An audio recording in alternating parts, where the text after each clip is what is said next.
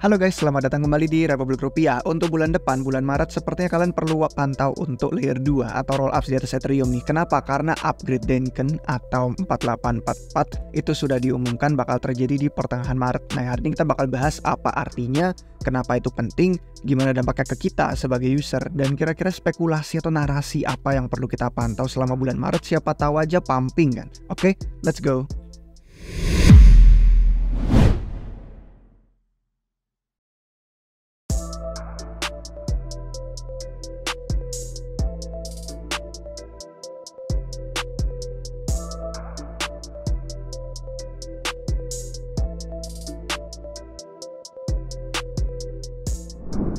Oke guys, jadi kalau kita lihat dari tweetnya Tim Beiko, dia sudah bilang upgrade Ethereum yang paling ditunggu-tunggu nih ya, upgrade EIP 4844 atau bahasa Inggrisnya 4844 itu dijadwalkan untuk mainnet pada pertengahan bulan Maret 2024. Jadi ada yang kemarin bilang sekitar tanggal 13 Maret, tapi itu semua estimasi. Yang paling jelas ya di slot ini, slot 8626176 itu pertengahan Maret. Nah, mari kita bahas kenapa update ini penting, kenapa alasannya tuh bisa membuat L2 atau rollup Ethereum tuh semakin bullish, dan apakah bakal pump bulan Maret depan. Mari kita bahas. Jadi sederhananya, upgrade ini adalah memperkenalkan pasar yang namanya block. Block itu kalau diterjemahin kayak gumpalan, makanya ada beberapa orang yang komen di sini pakai gambar block gitu kan, kayak gumpalan-gumpalan. Yang itu enggak sih yang kuat, ini Pokemon ya, Ditto. Dan itu bisa dimanfaatkan si block itu untuk para rollups atau layer 2 di atas Ethereum biar biaya transaksinya bisa jadi lebih baik, dan itu yang akan kita jelaskan nanti kenapa kok bisa seperti itu. Nah, yang penting itu adalah waktu peluncuran ini sebenarnya kritis banget buat Ethereum, karena seperti yang kalian tahu udah ada banyak rollups yang kita bahas ya di episode. Pokoknya kalau kalian cek di playlist narasi 2024 itu kan ada satu yang khusus membahas tentang perang L2. Nah, di video perang L2 ini kita bahas tentang semua L2 rollups yang ada di atas Ethereum yang kita lihat udah banyak berpindah dari yang tadinya posting data ke Ethereum jadi posting data ke lapisan data alternatif yang bukan Ethereum. Yang utama itu kayak Celestia, yang akhir-akhir ini lagi pump gila-gilaan banget untuk token TIA-nya. Tapi selain itu mereka juga bisa bikin kayak komite sendiri yang namanya DAC, Data Availability Committee. Terus ada juga kayak EigenLayer itu punya lapisan datanya juga yang namanya EigenDA. Terus sama Polygon yang dulu pecahannya dari Polygon sih, itu namanya Avail, itu juga akan meluncur segera. Jadi udah banyak saingan nih yang menyediakan lapisan data untuk layer 2. Nah, Ethereum timingnya pas banget. Dia perlu upgrade biar lapisannya bisa tetap bersaing di tengah banyaknya alternatif lapisan data. Nah, sekarang kita lihat yuk untuk EIP 4844. Jadi kalau kita ngomongin soal hard fork yang akan dilakukan Ethereum, itu nama hard forknya sebenarnya Denken, dari kata Deneb sama Kenken. Kalau nggak salah dua-duanya nama kota digabung jadi Denken. Nah, di dalam hard fork Denken ini ada banyak upgrade. Jadi nggak cuma satu aja. Nah, cuman EIP 4844 ini upgrade yang salah satunya tuh paling ditunggu-tunggu. Jadi ini bukan semua upgrade yang bakal dilakukan. Kita bahas yang ditunggu-tunggu orang aja. Dan ini nama lainnya adalah seperti yang kalian lihat, Proto Danksharding. Ini kalian bisa lihat di eip4844.com. Dan nama Proto Danksharding ini sebenarnya karena prototipe awalnya dari Danksharding. Danksharding ini rencana Ethereum secara jangka panjang nanti. Nah, versi pertamanya prototipenya disebut Proto Danksharding. Jadi biar kalian nggak bingung ngomongin soal Proto Danksharding sama Danksharding, saya pisahin aja. Kalau ngomongin yang jangka panjang saya bilangnya Danksharding. Kalau ngomongin yang bakal terjadi bulan depan Maret itu EIP 4844. Nah, ini upgrade yang paling ditunggu setelah yang EIP 1559, 1559 yang kemarin membuat gas Ethereum tuh bisa beberapa dibakar, terus ada demand supply-nya yang seimbang biar biaya transaksinya lebih stabil, bisa lebih diprediksi, terus sama The Merge. Itu kan dua yang paling nantikan, dan sekarang yang ketiga itu ini. Nah, kalau misalkan kita bahas ya tentang history dulu kenapa kok ini dilakukan, itu sebenarnya tentang memindahkan Ethereum dari yang tadinya pengen melakukan sharding untuk eksekusi, dia jadi sharding untuk data. Jadi ini ya, kata sharding ini lebih ke kayak anggap aja blockchain tuh bisa dipecah-pecah komponennya, mengerjakan berbagai banyak hal sekaligus. Nah, tadinya mengerjakan eksekusi transaksi, sekarang jadi diubah jadi mengerjakan data. Nah, selama teknologi blockchain tuh terus evolusi dan dewasa, kita kan sudah mulai melihat kalau ternyata percuma mau eksekusinya tuh cepat sekali, bahkan sampai dibikin yang kayak narasi paralel execution. kalau lapisan datanya itu tidak cukup, istilahnya kayak eksekusinya secepat mobil Lamborghini, tapi kalau misalkan dia berada di lalu lintas yang kayak Jakarta sering macet, dia mau ngebut-ngebut juga nggak bisa. Dan lalu lintasnya itulah yang disebut lapisan datanya. Nah, sekarang karena mereka ingin mengubah Ethereum dari yang tadinya sharding eksekusi jadi sharding data, mereka jadi butuh Dank sharding ini. Nah, Ethereum sekarang jadi lapisan dasar untuk tempat biar kita bisa publikasi data. Semua L2 yang ada di atas, yang entah Arbitrum, Optimism, zkSync, Starknet, kalau mau mereka publish data ke Ethereum, itu jadi tugas utamanya sekarang. Jadi bukan Ethereum lapisan dasarnya mengeksekusi transaksinya. Nah, EIP 4844 ini jadi langkah besar yang pertama. Karena dia siap mengubah Ethereum untuk jadi lapisan publikasi data yang tidak membebani jaringan, jadi nggak perlu nyimpen data secara jangka panjang. Kalau misalkan kalian udah dengar tadi di awal saya sebutin nama transaksinya tuh blob, yang kayak gumpalan itu ya. Blob ini jenis transaksi baru untuk bisa mempublikasi data dengan lebih murah. Nah, bedakan antara publikasi sama penyimpanan. Penyimpanan itu istilahnya kayak kita punya ruangan untuk menyimpan makanan kaleng untuk jangka panjang gitu kan. Kalau publikasi itu lebih ke kayak makanan buffet. Kalian siap prasmanan gitu kan, tersedia tapi nggak untuk jangka panjang kan. Kalau udah prasmanan, kalau udah periode waktu tertentu ya makanannya bakal basi kalau di publish secara lama-lama terbuka kayak gitu. Tapi kalau makanan kaleng bisa disimpan tuh jangka panjang, ditaruh di ruangan, biasanya bisa bertahun-tahun juga nggak masalah. Nah, itu bedanya dari yang Ethereum tadinya menyimpan semua riwayat, data, histori, semua layer 2 dan rollups yang ada di atasnya, sekarang jadi cuma tempat publikasi aja. Jadi anggap kayak leaderboard gitu kan, ada papan. Nih data dari Arbitrum, nih data dari zkSync. Kalau udah ada beberapa periode waktu yang lewat, ya udah itu data dibuang, nggak bakal ada selamanya di papan itu. Kalau orang pengen nyimpen untuk jangka panjang silahkan, selama periode waktu masih berlaku. Kalian ambil datanya, simpan untuk jangka panjang silahkan. Tapi Ethereum-nya tidak dibebani oleh penyimpanan jangka panjang. Jadi sekarang Ethereum cuma bisa bantu untuk verifikasi aja bahwa semua yang sudah terjadi di masa lalu tuh bisa diverifikasi pakai kriptografi. Karena jaringan jadi nggak dibebani sama penyimpanan jangka panjang, akhirnya transaksi bisa lebih murah. Dan jumlahnya itu bisa lebih banyak si blok-blok ini, gumpalan-gumpalan ini. Karena nggak menambah memori untuk state atau historinya. Nah, kalau misalkan kita mau ngelihat, ini ada beberapa visualisasi yang saya bakal gunakan dari Delphi Digital, sangat membantu sekali. Ini tentang publikasi data di EIP 4844 ya. Gimana kalau publikasi ke Ethereum itu tidak sama dengan penyimpanannya. Penyimpanannya itu bisa dari eksternal aja, mau orang nyimpan di Filecoin, mau nyimpan di Arweave, mau nyimpan di bahkan di server pribadi, terserah. Ethereum tidak melakukan itu ke transaksi blok. Dia cuman bantu biar ada di sana selama jangka waktu tertentu. Sejauh ini seingat saya 18 hari. Kalau udah lewat 18 hari ya udah dibuang. Artinya udah nggak bisa lagi orang-orang kalau pengen nyimpen secara permanen. Nah, nanti kita bakal bahas lebih lanjut tentang komponennya. Jadi cara kerjanya itu ada 3. Yang pertama kita bahas dari transaksi blok itu seperti apa. Yang kedua itu biaya gasnya kayak gimana sekarang. Terus yang ketiga itu tentang kriptografi baru yang dipakai untuk blok ini bisa berjalan dengan lancar. Oke, kalau kita mau bayangkan blok itu analoginya kayak sidecar. Kalau misalkan kalian Google sidecar itu pokoknya tempat yang nempel sama kendaraan aslinya, entah itu motor, entah itu mobil gitu kan. Ya biasanya motor sih sama kayak sepeda gitu. Jadi dia ada tempat di sampingnya untuk bisa menambah penumpang atau biasanya untuk naruh barang dan lain-lain. Jadi ini istilah sidecar. Nah, blok itu kayak sidecar karena dia nempel sama transaksi yang utama. Jadi transaksi utama yang masuk ke Ethereum itu yang seperti biasa saat ini bikin layer 2 tetap meskipun lebih murah tapi tetap lebih mahal daripada kayak layer 1 semacam Solana.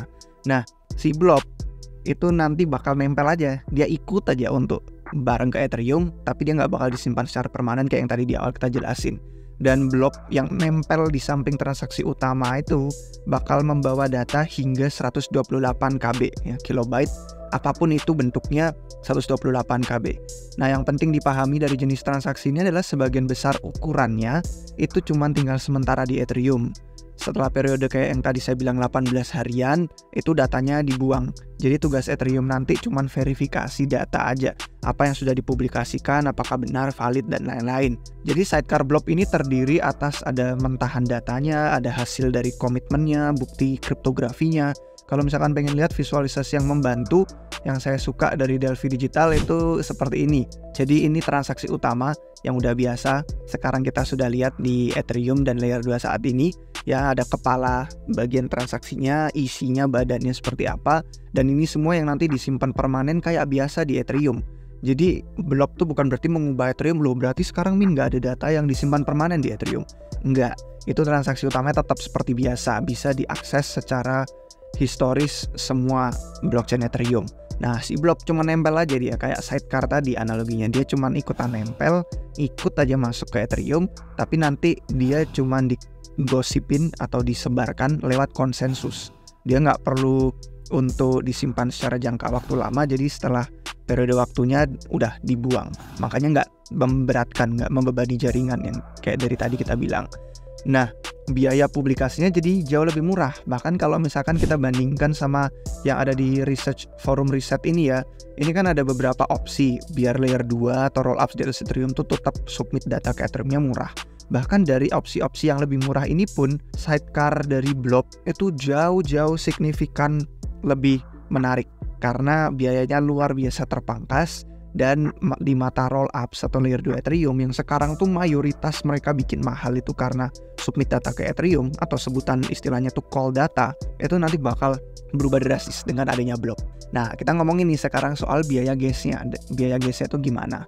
Nah, kalau ngomongin soal biaya gas, sebenarnya ada komponen dari EIP 4844 yang mengubah cara kita bayar biaya transaksi nanti. Kalau misalkan kita bayangin ya tentang cara bayar biaya transaksi di Ethereum, itu kan ada dua hal yang harus dipertimbangkan. Yang pertama harga resource-nya, biaya komputasi jaringan, misalnya total konsumsi gas sebuah transaksi itu berapa. Yang kedua itu mekanisme biayanya, biasanya ada kayak pasar bebas. Orang bisa lelang, bisa menawarkan biaya lebih mahal, mereka diprioritaskan lah nanti bisa lebih dulu masuk ke sebuah blok. Makanya kadang kalau kita bayar gasnya itu lebih rendah, nunggu lebih lama, tapi kalau bayar biaya gas lebih tinggi, kita bisa lebih cepat transaksinya diproses. Nah, saat ini di Ethereum yang nomor satu tadi itu tentang biaya resource, itu yang disebut sama gas eksekusi. Nah, kita bakal lihat visual berikutnya. Jadi nyambung ya dari visual yang ini, yang transaksi utama ke Ethereum, blob yang cuma nempel di sebagai sidecar, itu nanti kita lihat biaya gasnya jadi terpecah dua seperti ini. Oke? Nah, yang pertama di Ethereum ini adalah gas untuk biaya eksekusi, apapun itulah, untuk layer 2 bayar call data saat ini, untuk transfer Ethereum, saya transfer ke Yudi transfer ke Musa dan lain-lain, kode-kode yang ada di EVM, apapun lah itu berhubungan sama riwayat, sama status, sama sejarah blockchain Ethereum yang bakal permanen ada. Nah, tapi nanti L2 itu bisa nggak perlu bayar call data di sini, mereka bisa pindah sebagai blob aja yang cuma nempel sementara, cuma nempel 18 hari. Nah, jenis transaksi inilah yang tadi saya bilang cuma diproses secara konsensus aja. Jadi kalau ini bagian header sama bagian badan isi transaksinya, kalau yang blob itu ya cuman bakal dibuang aja nanti, istilahnya gas data aja. Kalau yang ini kan gas untuk eksekusi, karena perlu eksekusi di blockchainnya nanti secara jangka panjang kita harus mempertahankan data itu. Kalau di sini ya enggak, cuman gas tentang publikasi data sementara 18 hari. Jadi nanti biaya L2 yang bakal kita bayarkan ya kombinasi dari itu tadi, kombinasi dari yang atas sama yang bawah, tapi bukan bayar call data yang mahal. Yang mahalnya ini yang atas, yang bawah ini tidak mahal. Nah, itu total biaya transaksi kita. Jadi EIP 4844 bakal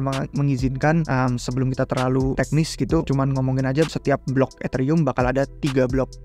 3 blok ini bisa jadi maksimum 6 blok kalau ada hukum demand supply-nya lah. Kalau nggak dibutuhin ya nggak perlu sampai 6 blok. Tapi kalau dibutuhin bisa elastis ya. Ada fleksibel kayak EIP 1559 kemarin. Mungkin jumlahnya bisa disesuaikan lagi lebih banyak sampai 16 blok, tergantung nanti di masa depan seberapa efektif solusi ini di mata kita para penggunanya. Nah, setiap transaksi blok ini mengisi ukuran yang tetap sekitar 125 KB yang tadi kita sebutin di awal, dan ini mau itu penuh atau enggak tetap ukurannya 1, 2 125 KB karena skema kriptografinya segitu. Mekanisme biaya transaksi blob ini jadi versi modifikasinya lah dari EIP 1559. Kita nggak perlu bahas lebih lanjut karena ini cuma masalah teknis yang kita nggak perlu pahami deep dive. Tapi ada forum researchnya untuk yang ingin baca dari Vitalik Buterin tentang multidimensi EIP 1559. Intinya dia lebih superior lah daripada 1559 di Ethereum saat ini. Komponen ketiga dari blob yang kita bakal bahas hari ini itu adalah kriptografi baru yang namanya KZG. Nah, metode KZG ini komponen yang penting karena itu perlu untuk mengubah Ethereum biar bisa jadi lapisan data yang siap kayak Celestia, EigenDE, Aphel dan lain-lain itu kan memang dibikin khusus untuk data. Kalau Ethereum kan tadinya enggak. Nah, kita perlu ubah itu biar siap. Yang perlu disediakan itu ada dua hal. Yang pertama itu precompile itu butuh dua untuk verifikasi blob sama untuk bukti KZG tadi kriptografi itu untuk data-data yang udah lewat di masa lalu. Terus yang kedua itu logic untuk konsensusnya karena kan pas nanganin sidecar blob ini itu kan ada berbagai cek validasi yang perlu diselesaikan dan ketersediaan datanya itu nanti perlu disebarin juga kan sama validator-validatornya. Jadi itu ada logic konsensus baru di sana. Cuma nanti di bagian Deng sharding yang jangka panjangnya yang fullnya bukan yang 4844 yang masih prototype awal itu nanti bakal ada data availability sampling atau DAS singkatannya yang kayak Celestia bakal punya. Jadi nanti kalau udah ada DAS semua validator nggak perlu megang seluruh datanya, cuma tinggal ngambil sampel aja, nggak perlu semua diproses. Kalau sampel itu tersedia, kita bisa percaya semua datanya tersedia. Sekarang kita tutup dengan desain sama protokol dari blob itu ya. Tadi itu kan ada ukuran pasti ya, tetap untuk blob itu 125 KB. Artinya siapapun yang transaksinya masuk ya perlu membayar semua isi blob, meskipun kayak tadi saya bilang mau penuh mau enggak tetap 125 KB. Walaupun cuma memanfaatkan dari jumlah kecil yang nggak sampai 128 KB itu, masalahnya jadi ada dua nih masalah efisiensinya ya, karena kan kriptografi ada batasannya tadi, nggak bisa kalau nggak penuh cuma 50 KB itu nggak bisa, pokoknya kriptografinya 128 KB. Nah masalahnya yang pertama biaya nih, gimana kalau kita nggak butuh seluruh ruang blob yang 128 KB itu, kalau nggak butuh kita cuma misalkan makan sedikit aja, jadi bayar biaya transaksinya lebih mahal dong. Terus yang kedua masalah kecepatan, kalau nih penggunanya itu ada surplus lebih banyak daripada jumlah blob yang tersedia, nah orang lain jadi harus nungguin blok yang berikutnya atau bahkan lebih banyak blok untuk mereka bisa ikut publikasi data ke Ethereum. Jadi solusi logisnya gimana? Ya kita bisa merancang yang seperti visualisasi tadi. Kita bisa gabungin nih data-data ke satu blok dulu sebelum dikirim ke Ethereum. Jadi misalkan nih bayangkan ada 3 rollup A, rollup B, rollup C ya, L2 yang kayak Tato Arbitrum, Optimism, Zcasing. Nah masing-masing ini transaksi dengan satu blok. Mereka punya ukurannya sendiri. Kayak misalkan yang rollup C nggak terlalu makan banyak gitu kan, 16 KB, tapi rollup B sampai 32 KB. Pokoknya digabungin jadi satu ke satu blok bersama, dan di sana dia baru dimasukin ke Ethereum untuk kemudian digabungin sama transaksi utama tadi, ditempelin lah istilah bloknya kan gitu kan, ditempelin jadi sidecar di sampingnya. Nah ini jadi mirip kayak shared sequencer sih, konsep gimana sequencer satu aja dibutuhkan untuk memproses berbagai transaksi layer 2 yang berbeda-beda. Cuman lebih sederhana sih, sharing block itu lebih sederhana karena kita nggak perlu banyak komunikasi kesana kemari dengan Ethereum. Kalau sequencer tuh kan harus, karena dia beda konsepnya dengan blok yang cuman masuk sekali, ya udah kalau lewat 18 hari udah dibuang datanya. Kayak setelah beres ya udah terserah nanti rollup A, rollup B, rollup C selama 18 hari itu mereka mau ngambil datanya biar disimpan secara pribadi di server mereka atau mau mereka simpan di Filecoin, Arweave dan lain-lain, terserah, nggak ada komunikasi yang berat. Jadi ini lebih simpel. Dan kenapa kalau kita tanya ya, kok Ethereum nggak langsung aja sih konsepnya gini, blok-blok yang berbeda langsung digabungin aja, ngapain harus pihak ketiga bikin protokol yang saling sharing blok? Alasannya yang valid tuh karena nanti nambah masalah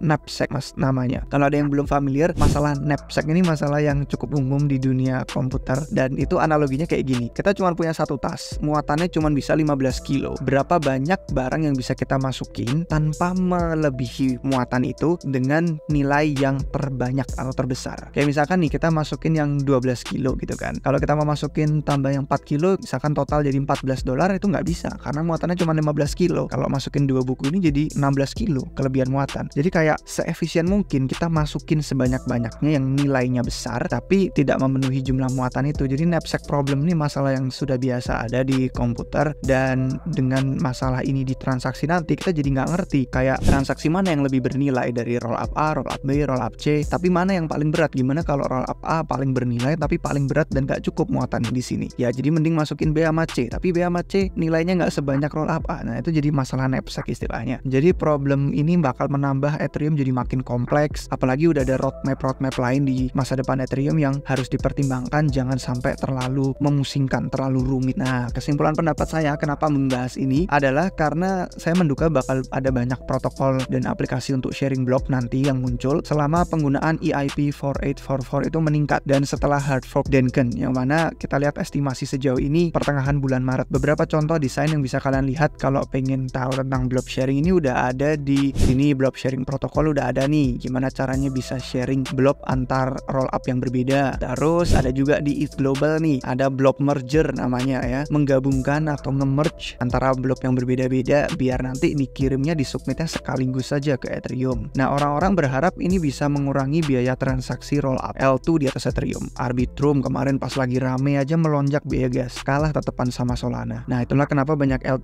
pindah ke lapisan data alternatif karena Celestia lebih murah, EigenDA lebih murah gitu kan, Avail lebih murah, bikin deck sendiri, komite sendiri itu lebih murah. Jadi orang-orang berharap biar bisa tetap stay di Ethereum tanpa perlu pindah ke lapisan data lain, ya ini harus dilakukan sharding data yang namanya Deng sharding. Dan 4844 ini bentuk pertama prototipenya. Dan kemarin banyak yang berharap ini bisa mengurangi biaya sampai 10 kali lipat lebih murah. Yang perlu saya klarifikasi adalah tidak ada yang tahu itu benar akan terjadi atau enggak nanti, karena ada banyak faktor yang bermain. Nah yang pertama kita harus pertimbangkan, nanti ada berapa banyak L2 yang ganti dari yang tadinya submit call data Ethereum mahal ganti jadi ke pakai pasar blok ini. Karena kalau mereka ganti ya mereka harus pertimbangkan juga tadi itu nggak bakal disimpan permanen di Ethereum, mereka harus menyiapkan sendiri penyimpanannya dan lain-lain. Jadi berapa banyak L2 yang bakal pakai blok. Terus yang kedua, berapa banyak peluncuran L2 baru yang bakal memenuhi pasar. Jadi kalau kita udah lihat yang sekarang masuk di Ethereum itu relatif lebih dikit daripada yang masuk ke Celestia, gimana kalau lebih banyak lagi nanti masuk ke Ethereum gara-gara udah ada proto Deng sharding ini 4844. Nah berapa banyak yang bakal memenuhi? Nggak masalah sih kalau memfasilitasi lebih banyak aktivitas di Ethereum, cuman ya tetap kalau surplus demandnya itu bakal mendorong harga gas. Jadi makanya kita nggak bisa langsung bilang bakal lebih murah 10 kali lipat. Terus apakah para DJ nanti nih, orang-orang yang suka eksperimen, bakal pakai blok untuk tujuan misalkan kayak inscription atau hal-hal aneh lainnya yang belum pernah kita pikirkan sebelumnya. Jadi saya prediksi nanti bakal ada banyak spekulasi, narasi seputar 4844 4844 di komunitas kripto. Tidaknya selama 1,5 bulan ke depan nih menuju upgrade-nya di pertengahan bulan Maret kalau nggak delay. Aset kripto yang menarik untuk saya tutup hari ini itu adalah kalian bisa melihat ETH sendiri jelas. Kemudian token-token L2 yang sudah ada seperti ARB, OP yang bakal launching kayaknya segera nanti bakal airdrop itu start. Terus ada rollups baru yang sebenarnya kita sudah banyak bahas juga di video YouTube di sini ya. Pokoknya di video yang narasi 2024 tentang perang L2 itu ada banyak aset kripto token yang berkaitan yang bisa kalian jadikan pantauan referensi selama bulan ke depan ini ya, tentang kita menjelang EIP 4844, karena tidak bakal mengejutkan kalau misalkan tiba-tiba pump gara-gara narasi itu. Cuman kebalikannya juga bisa terjadi kalau delay atau kalau ternyata tidak sesuai ekspektasi bisa 10 kali lipat lebih murah. Nah menutup kemungkinan orang-orang kemudian melihat wah ternyata lapisan datanya Ethereum nggak sebagus Celestia, akhirnya malah spekulasi beralih ke Celestia ya kan, kayak tokennya TIA yang sudah beberapa minggu belakangan ini pumping. Jadi itu beberapa narasi, perhatian, spekulasi yang bisa kalian perhatikan untuk bulan depan Maret selama kita menjelang upgrade Denken atau EIP 4844 yang membuat L2 Ethereum tuh makin bullish. Oke guys, sekian penjelasan hari ini, semoga bermanfaat. Kalau misalkan ada pertanyaan silahkan komen di bawah. Jangan lupa gabung ke semua komunitas RR di medsos kalau misalkan ada yang pengen ngobrol lebih lanjut. Misalkan suka, jangan lupa kasih jempol, jangan lupa subscribe biar nggak ketinggalan video baru dari Rebeluk Rupiah. Sampai jumpa kalian semua lagi di video yang berikutnya guys. Cheers!